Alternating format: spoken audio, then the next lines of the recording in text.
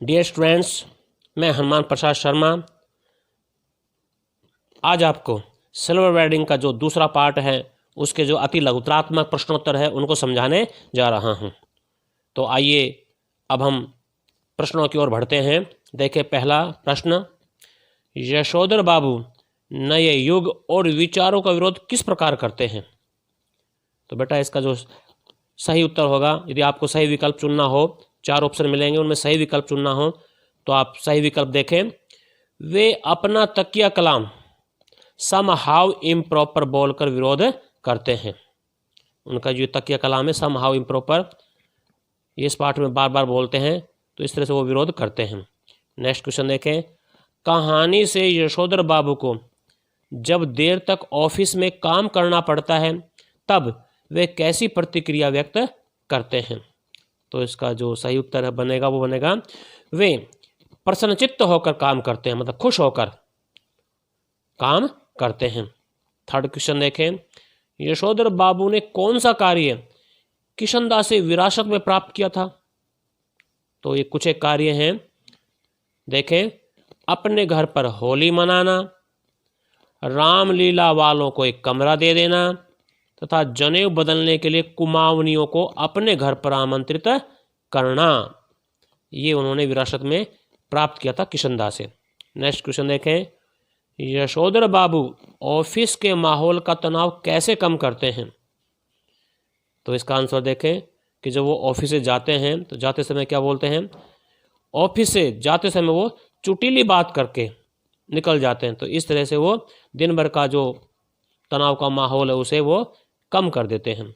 Next question, party के दिन यशोधर बाबू अपनी शाम की पूजा का समय क्यों बढ़ा देते हैं? कारण देखें, क्योंकि वे चाहते हैं कि पार्टी में आए लोग खा पी कर जाएं, वहाँ से निकल जाएं, इसलिए वो पूजा का टाइम बढ़ा देते हैं। नेक्स्ट देखें, यशोधर बाबू की पत्नी अपने पति से नाराज क्यों रहती है? क्या कारण है? इसका कारण है कि उनका समय के अनुरूप न बदलने के कारण, कि वो स्वयं तो बदल जाती है पत्नी, परंतु जो उनके पतिदेव यशोधर बाबू हैं वो समय के अनुरूप नहीं बदलते, इसी कारण वो उनसे नाराज रहती है। नेक्स्ट क्वेश्चन देखें, यशोधर बाबू के बच्चे अपने पिता की किस बात पर खिन्न रहते हैं? आंसर देखें, सिद्धांत के कारण, अपने कोटे का जो फ्लैट है न लेने की बात पर, इस बात पर वो खिन्न रहते हैं। नेक्स्ट देखें, यशोधर बाबू ने नौकरी के अतिरिक्त अन्य तरीकों से धन कमाने की कभी नहीं सोची, क्यों? आंसर देखें, अपने दृढ़ जीवन मूल्यों के आधार पर चलने के कारण, क्योंकि जो सिद्धांत थे, जो जीवन के दृढ़ मूल्य थे, उनके ऊपर चलने के कारण उन्होंने अन्य तरीकों से धन कमाने की नहीं सोची। नेक्स्ट क्वेश्चन देखें, पाठ में कौन सा पात्र समय के साथ ढलने में सफल रहता है? तो इसका सिंपल सा आंसर बनेगा यशोधर बाबू की पत्नी। अच्छा जी, नेक्स्ट क्वेश्चन देखें, भूषण अपने पिता के लिए पार्टी के दिन, जो पार्टी हुई थी सिल्वर वेडिंग के उपलक्ष्य में, क्या प्रेजेंट लेकर आया था? तो इसका सटीक उत्तर बनेगा ड्रेसिंग गाउन, जो ऊनी गाउन है वो लेकर आया था, ये तोहफा लेकर आया था वो। नेक्स्ट क्वेश्चन देखें, यशोधर बाबू के बच्चों ने उनके लिए कौन सी पार्टी अरेंज की थी? कौन सी पार्टी रखी थी? तो वो पार्टी थी सिल्वर वेडिंग पार्टी, जो 25 साल कंप्लीट होने पर मनाई जाती है। नेक्स्ट क्वेश्चन देखें, कहानी में चड्ढा यशोधर बाबू से कैसा व्यवहार करता था? उसका व्यवहार था, उन्हें नीचा दिखाता था, वो यशोधर बाबू को नीचा दिखाना चाहता था, तो नीचा दिखाने का व्यवहार वो करता था। नेक्स्ट क्वेश्चन देखें, यशोधर बाबू का प्रवचन में मन क्यों नहीं लगा? क्योंकि यशोधर बाबू धार्मिक और कर्मकांडी नहीं थे, वो तो पत्नी और बच्चों के तानों से बचना चाहते थे, इसलिए वो मंदिर चले जाते थे।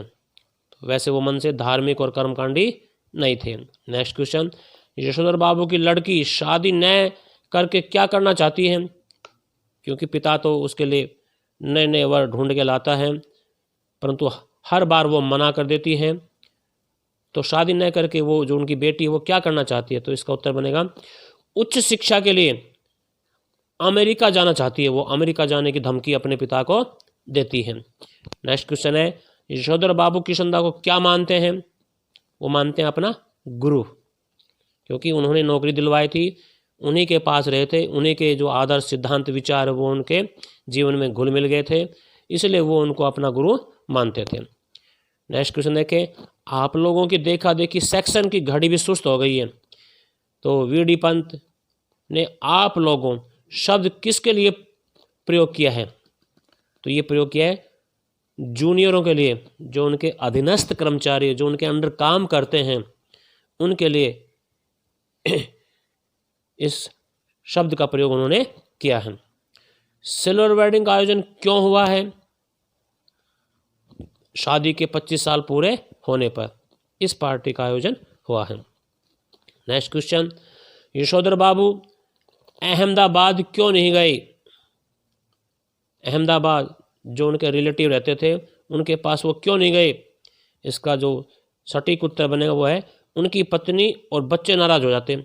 यदि वो वहाँ चले जाते अपने रिश्तेदारों के पास तो पत्नी भी नाराज होती और उनके बच्चे भी नाराज हो जाते, इसलिए वो अहमदाबाद नहीं गए।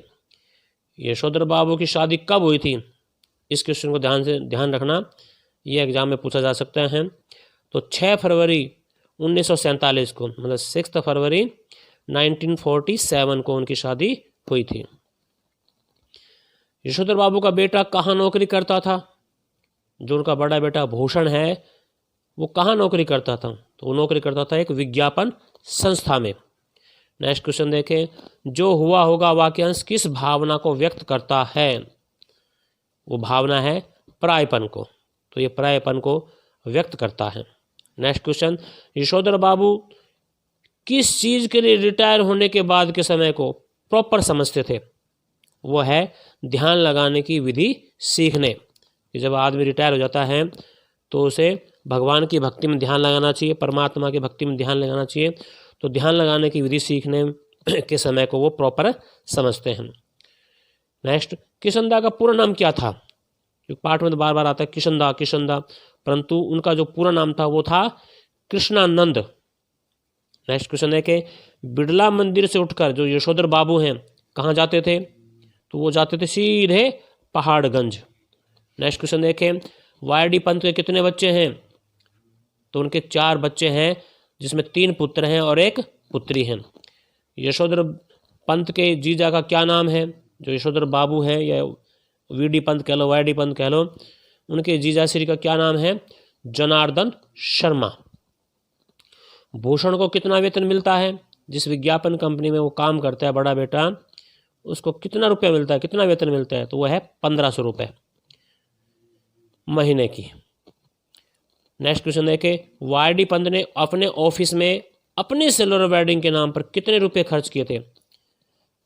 कुल 30 रुपये, ज़्यादा खर्च नहीं किए, 30 रुपये उन्होंने दिए थे चाय पार्टी के लिए।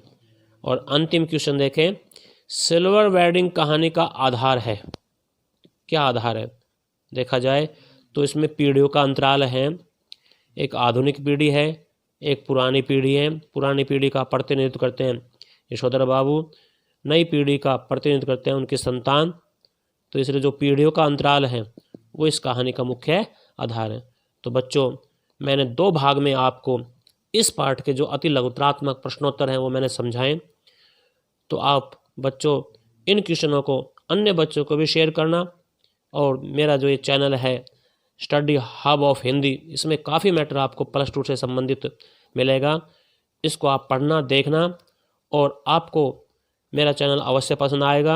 आप सब्सक्राइब करने का कष्ट भी करना। Thank you.